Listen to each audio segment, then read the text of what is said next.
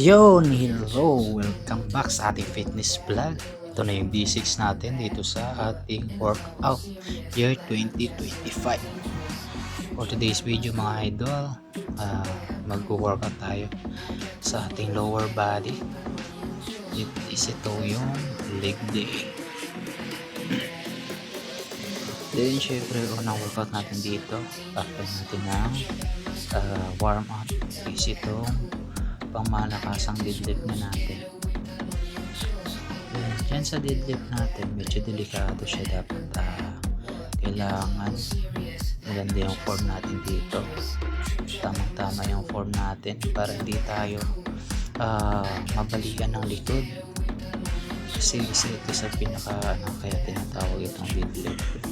Pero isa naman ito sa pinakamagandang para sa ating core. Then syempre, next natin dito.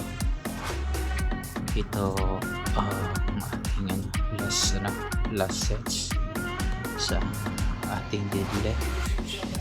Bali, maximum ko na yan. Ginawa ko lang dyan yung ating failure.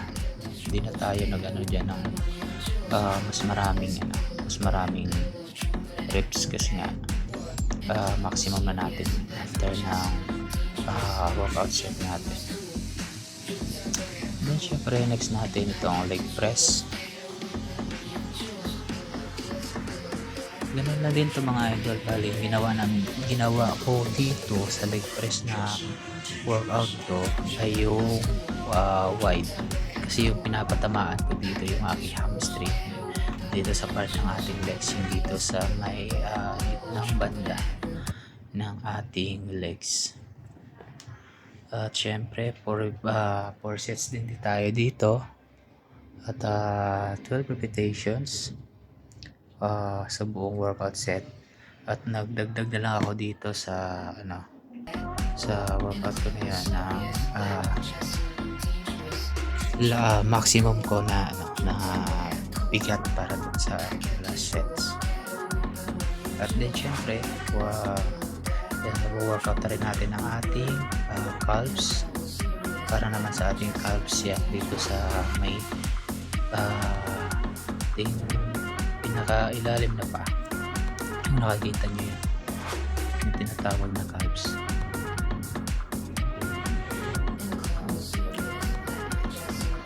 Medyo nakakatamad lang din itong pag nag-workout ka, lalo na pag leg day.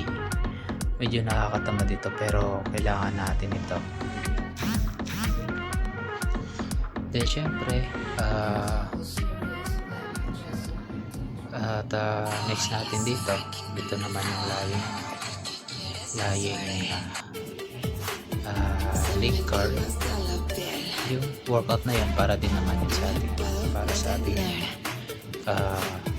legs, para sa likod banda tsaka sa puwet. At dito last sets natin dito mga idol, last workout natin dito ito yung leg extension. Sa lahat ng workout sa legs, hindi ko winawala itong leg extension. Ginagawa ko tong pang finishing ko sa workout ko. At meron na kasimple ating workout mga idol sa leg day. At yun lang mga idol, thank you so much, God bless.